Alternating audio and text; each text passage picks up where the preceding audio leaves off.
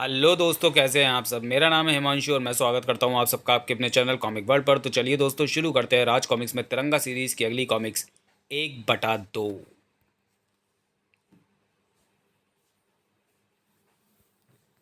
Delhi police का headquarter, commissioner का office. मुझे तिरंगा से बात करनी है, इस शहर के अपराध और अपराधियों के बारे में उसे सूचना देने के लिए। तुम पुलिस कमिश्नर से बात कर रहे हो, अपनी सूचनाएं तुम मुझे दे सकते हो। अपनी सूचनाएं तो मैं तिरंगा को ही दूंगा। पुलिस पर मुझे भरोसा नहीं, क्योंकि वे आधे ईमानदार और आधे बेईमान होते हैं। तिरंगा को बुला लो, मैं आधे घंटे बाद फिर फ़ोन करूंगा। खटाक। इस सिरफिरे की बात सुनने के लिए मुझे सुरक्षा चक्र रोशन करके तिरंगा को बुलाना ही होगा। सॉरी। ठीक आधे घंटे बाद। ध्यान से सुन तिरंगा, मैं तुझे दिल्ली के कुछ खतरनाक अपराधियों के बारे में सूचनाएं दे रहा हूँ, लेकिन सभी सूचनाएं आधी आधी होंगी।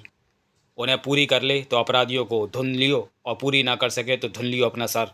नोट कर पहली सूचना, जिसके आधार पर तुझे ढूंढना है उस दीपक को जो आधा ज़मीन पर जल रहा है और आधा आसमान में। दूसरी सूचना, ढूंढ तिरंगा की नई दिल्ली में क्या पुराना है और पुरानी दिल्ली में क्या नया है। तीसरी सूचना, देख विज्ञान का जब खेल, नीचे चले नाव, बीच में टमटम, ऊपर रेल। फिलहाल तेरे लिए 3 आधी अधूरी सूचनाएं हैं। तुमने मुझे आधी अधूरी बातें ही क्यों बताई, और तुम हो कौन। मैंने तुझे आधी बातें इसलिए बताई क्योंकि मैं आधा कानून को पसंद करता हूँ और आधा अपराध को। अपने बारे में मैं तुझे बता दूँ, मेरा नाम आधा है, आधा यानी 1/2। तिरंगा को अपराधियों की खबर करके मैंने आधा शरीफ होने का परिचय दे दिया। अब अपराधियों को तिरंगा की सूचना देकर मैं इस बात का परिचय दूं कि मैं आधा शरीफ होने के साथ साथ आधा बदमाश भी हूं, ताकि वे अपने आधे बचाव की तैयारी पहले ही कर लें। इधर तिरंगा की खोज शुरू हो चुकी थी। 1/2 के अजीब से नाम वाले उस आदमी की सूचनाओं को पहले मैंने किसी सिरफिरे की बकवास समझा था, लेकिन जब मैंने उसकी बातों पर दिमाग लगाया तो मुझे लगा कि उसकी बातों में दम है।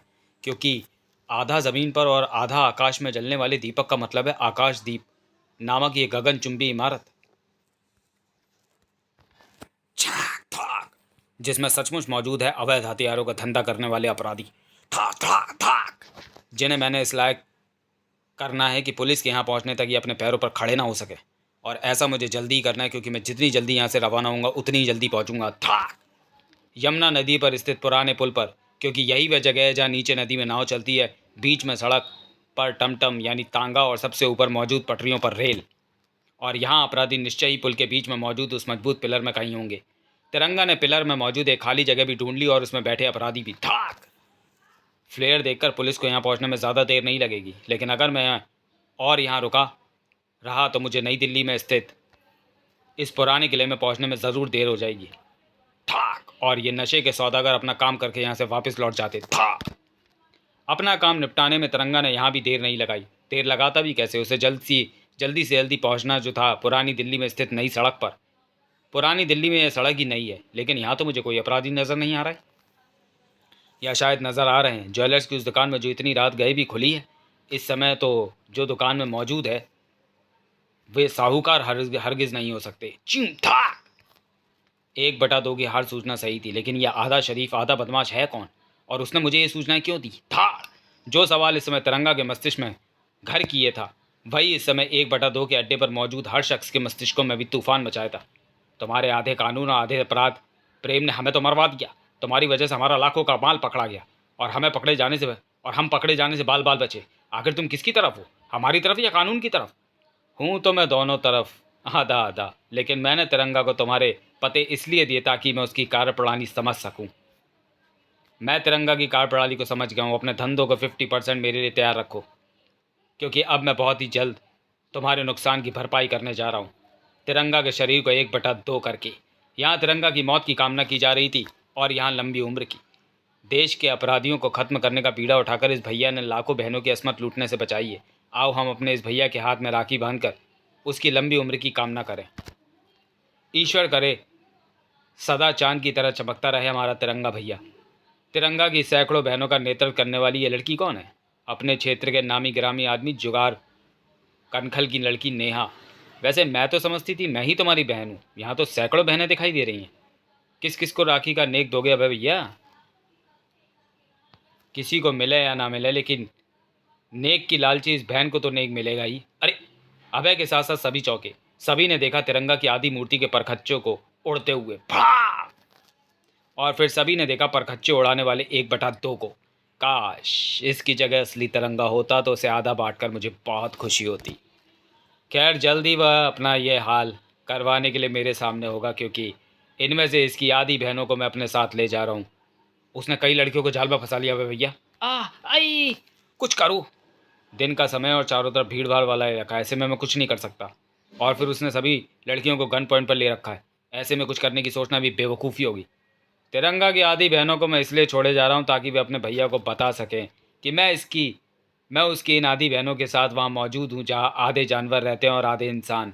अगर वह आधी रात तक वहाँ नहीं पहुँचा तो इनमें से मैं आधियों की गर्दनों को अधर में लटका दूंगा। ओह, इसके तो इरादे बहुत भयानक है भैया। जहाँ उसने तुम्हें बुलाया वहाँ तुम्हारे लिए कदम कदम पर मौत बिछा रखी होगी उसने। तूने ठीक कहा शिका, लेकिन जिन बहनों ने इस कलाई पर राखी बांधी है उनकी रक्षा के लिए साक्षात मौत का भी रुख मोड़ देगा तेरा भाई।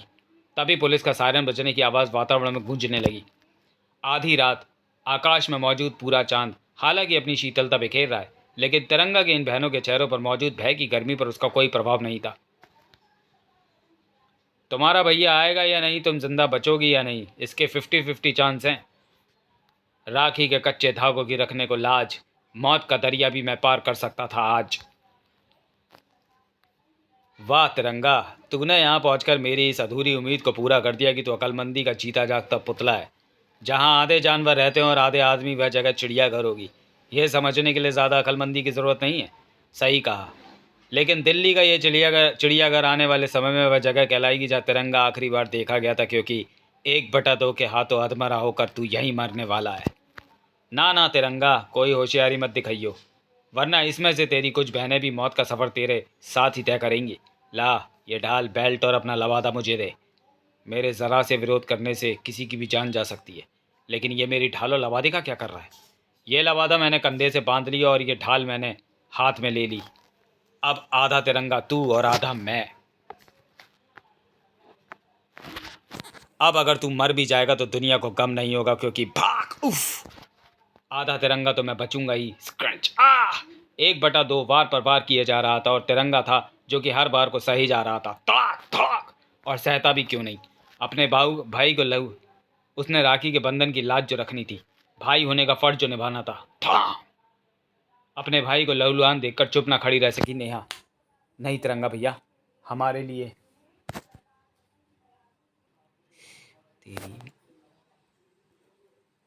अपनी ज़िंदगी को दांव पर मत लगाओ।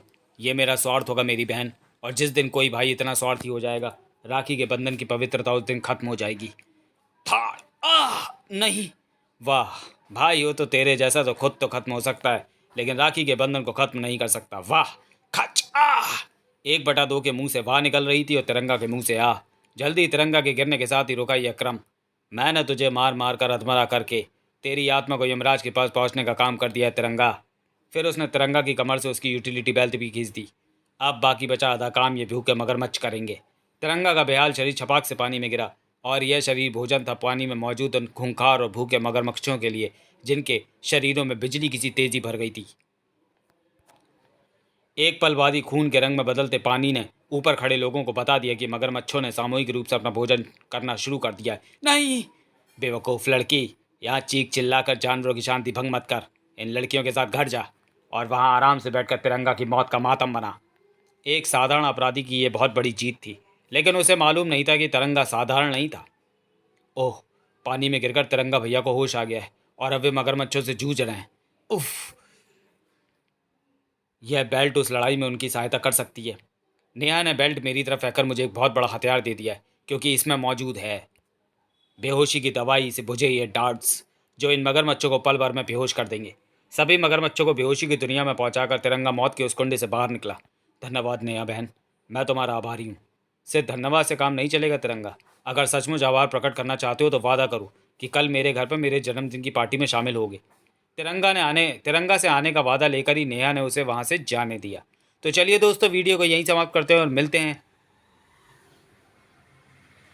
1/2 के दूसरे और अंतिम भाग में अगले वीडियो में। तब तक के लिए धन्यवाद।